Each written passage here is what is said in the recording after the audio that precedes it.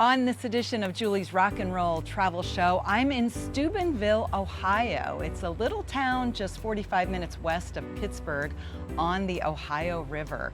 People started settling here in the late 1700s, and after Ohio became a state in 1803, Steubenville was later granted its city charter in 1851. But to me, what puts Steubenville, Ohio on the map is it was the birthplace and childhood home of the legendary Dean Martin.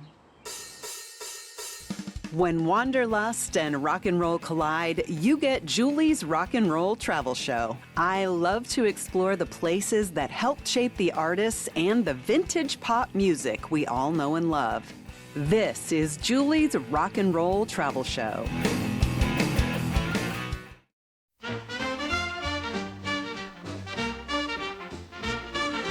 I grew up watching Dean Martin on TV and in movies, and I especially loved the silly ones he did with Jerry Lewis.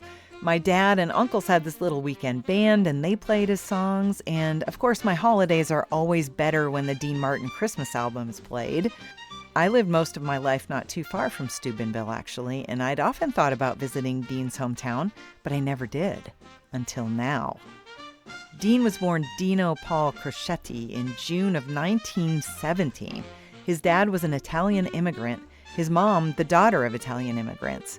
He grew up with his brother in one of the poorest sections of Steubenville, and he didn't even speak English until he was like 5. Dean's childhood wasn't easy. He was bullied for speaking Italian, and he had to be scrappy to get by. He quit school at 16 to work, and he tried several jobs, many of them illegal. He even tried his hand at boxing as Kid Crochet. All the while, he loved singing, and he performed in Steubenville wherever and whenever he could. Dean Martin is absolutely legendary. He was in around 65 films, countless TV shows, including 3 series. He appeared on stage, on radio. He sold more than 50 million albums worldwide. He had 40 songs on the Billboard pop charts, including 27 top 40s and 2 number 1s. His first charting single was in 1948, and his last was in 2019. Yes, 24 years after his death, Let It Snow, Let It Snow, Let It Snow hit number 6. I'll just say it, I'm a fan. And what's more, when I started digging into the life of Dean Martin, I pretty much expected to learn that while he was a great performer, he was a crap human being, like so many other famous singers. But guess what? He wasn't. Seems he was actually a pretty great human. His drunk persona, that was an act. He usually had apple juice in his glass. And while I do believe there was some infidelity on his part, he always said he loved women, and Lord knows they chased him. Do you know he was usually home by 6 to have dinner with his family when he was in town? He even had his contracts written for performing so he could be around for his family. And when you see Martin family photos, even the staged ones, you can see the laughter and the genuine love they had for one another. Some of his kids have written books about growing up with Dean Martin as a dad, and it sounds like it was pretty darn wonderful. His daughter, Deanna, wrote glowingly about her father in her book, Memories Are Made of This, and she pays tribute to him regularly in her stage act. She and her husband also have a great relationship with Steubenville, and they helped establish the annual Dean Martin Festival. Anyway, I headed to Steubenville to explore it and see what I could find out about Dean. I find that one of the best places to start when visiting any new town is the Visitor Center. This one's particularly nice with a large gift shop, history displays, brochures, friendly guides, and lots of memorabilia about their most famous son, Dean Martin. I'm at the Steubenville Visitor Center at historic Fort Steuben. Had the good fortune of running into the Mayor of Steubenville. Yes. This is Jerry Barilla, and he was nice enough to say he would talk to me today. How's tourism? Tourism is decent. This fort here is one of the, there's only 2 forts reconstructed in the state of Ohio. We're one of them. The other one's Fort Meigs, which is up near Toledo, Ohio. So that brings in a lot of tourism here. We do have a man who was born here. It's pretty popular in the world of entertainment, Dean Martin. We have a Dean Martin Festival that draws people in.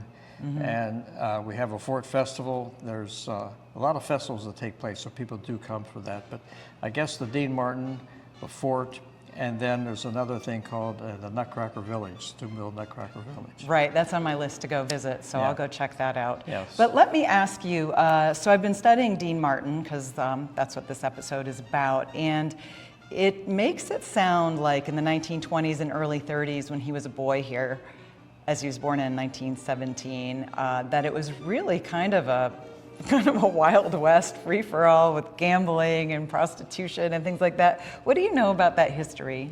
Well, that's true. Back in those days, we grew up, a lot of these streets were loaded with speakeasies or bars, and gambling was pretty prevalent. There was prostitution actually down along the riverbank here, called a street called Water Street, and that brought in people from Pittsburgh. I don't know about people, but a lot of men came in from Pittsburgh to frequent those establishments. And then also we had several ballrooms here. And the entertainment at the time in Pittsburgh, there were what they call blue laws, and they couldn't perform on the weekend. So they came to Steubenville to perform. So we've had a lot of famous entertainers coming to Steubenville to perform on the weekends. Oh, simply okay. because of those blue laws. Why would you make a law not to have entertainment on the weekend? That's so silly. I think there was, I don't know, there's all these laws with alcohol and whatnot, and I guess Sundays especially, we don't want any that kind of stuff going on. It's a day of worship, so we stopped. So Pittsburgh's like, we don't want to drink on Sunday, and Steubenville said, Come on we'll in. take you, Yeah, come we'll on take you. over. So that became a big thing. There were a lot of people came here for the gambling and prostitution and entertainment. The entertainment was a big draw.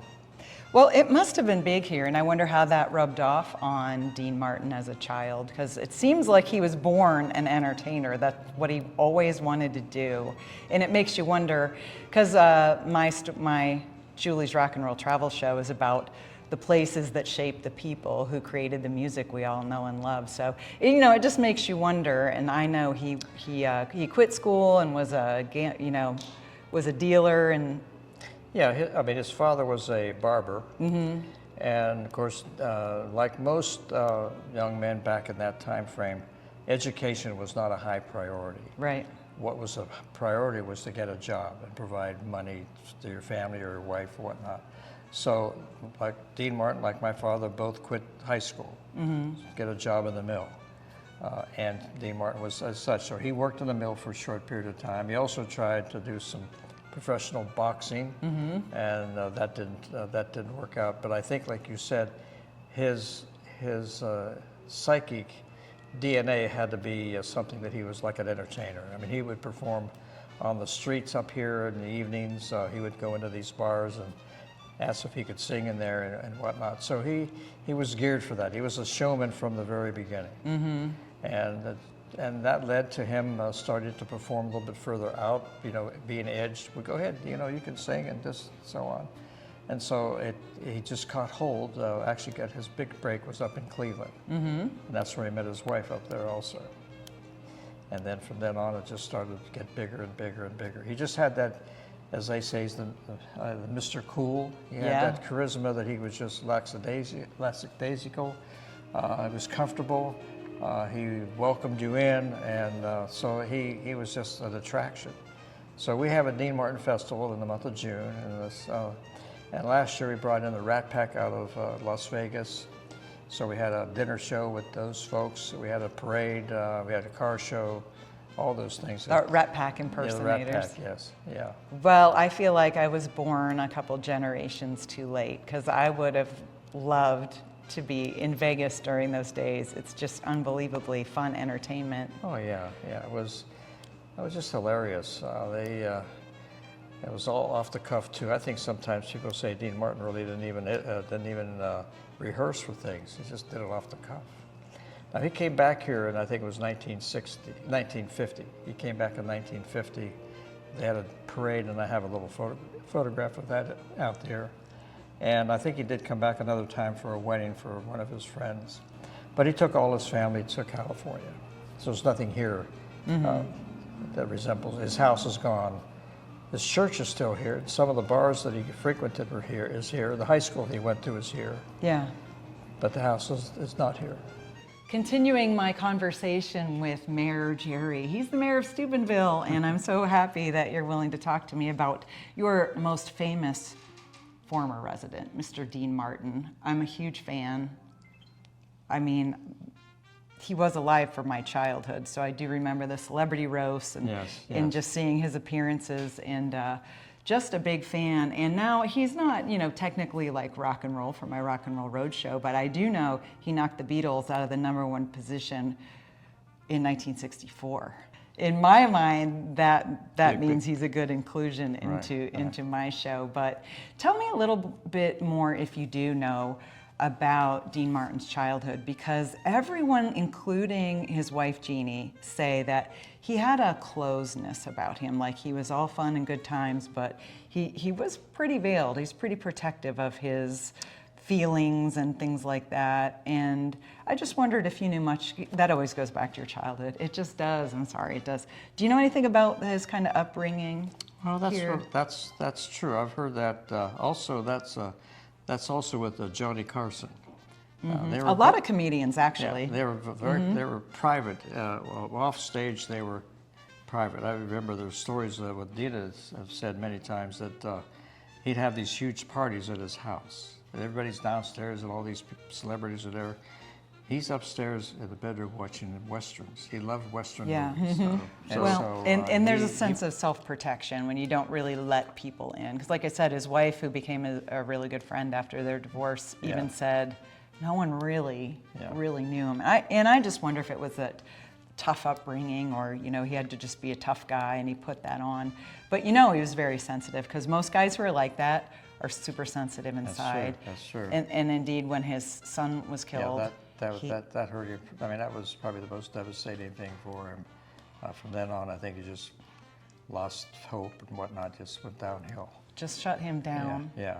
But can you think of anyone else since or before who's such a consummate performer? He conquered the record charts, the movie industry, television, radio. I mean, he did it all. Like, nobody has been a huge performer in all of those arenas and genres that I can think of. Can you think of anyone? No, like you said, he was an entertainer in Vegas and California.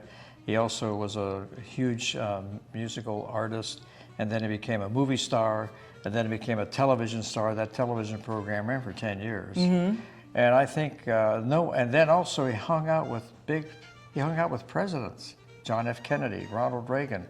I mean, when you get from Dean Martin on South 6th Street, the poorest section in Steubenville, Ohio, and end up with hanging around with those kind of political people, I mean, wow, he went from this to this.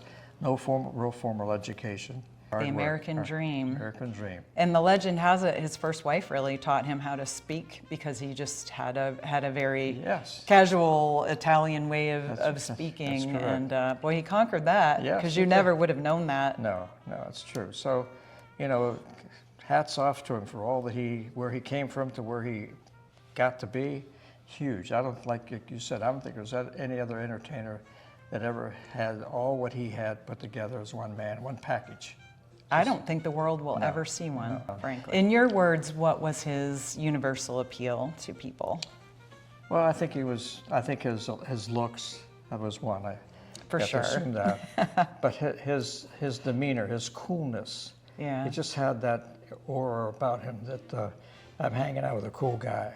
Right. And I think that really said it all. He's just a cool person, and you gravitate to that. He was fun to be around. Yeah. He had energy. That's another thing. He had that energy when he was out there. He was energetic. Those performances with Jerry Lewis, I mean, just all energy. Yeah. Laughter and fun. It was just an entertainer. Yeah. That's basically what it is. And perfect comedic timing. Yes, he did. He was a good wit with him too.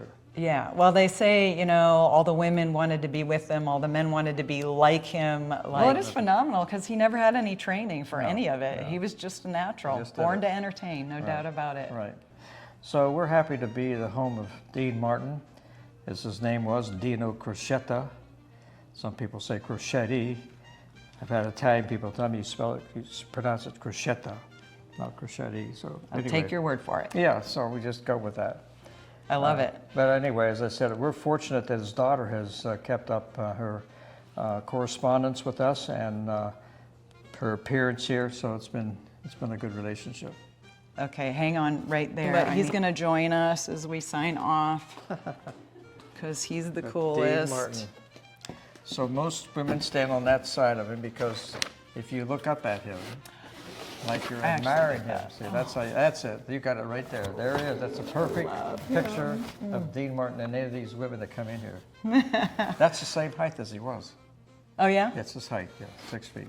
6 feet. That's a great height. It's my favorite height. That's it. There he is. Yeah, no, what a handsome and very talented guy. Mr. Mayor, thank you for your time. It's been a pleasure talking to you. Yeah, it's been a pleasure having you come and visit us. All right. Yeah. Well, I'm going to get out there and take a look at the town in the next couple of days.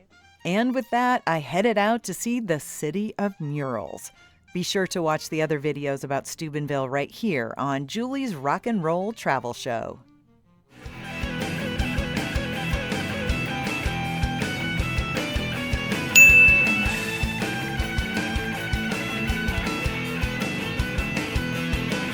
Thanks so much for watching, and please take a second to like and subscribe.